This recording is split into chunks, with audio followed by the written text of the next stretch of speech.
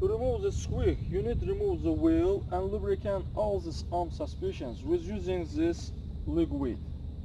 Let's go.